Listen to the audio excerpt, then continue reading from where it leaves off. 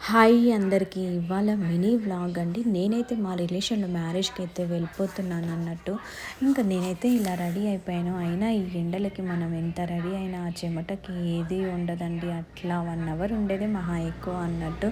So నాకు తెలిసిన నేను పెళ్ళి గురించి కొన్ని నీతో అయితే షేర్ చేసుకుంటాను. అదే ఇద్దరి మనుషులను, ఇద్దరి కుటుంబాలను కలిపేది, ప్రేమానుబంధాలను పంచుకునేది పెళ్ళి.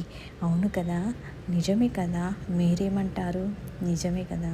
సో నాకు తెలిసిన కొన్ని విషయాలైతే మీతో నేనైతే షేర్ చేసుకుంటాను. సప్తపది అంటే 7 అడుగుల గురించి అయితే తెలుసుకుందాము.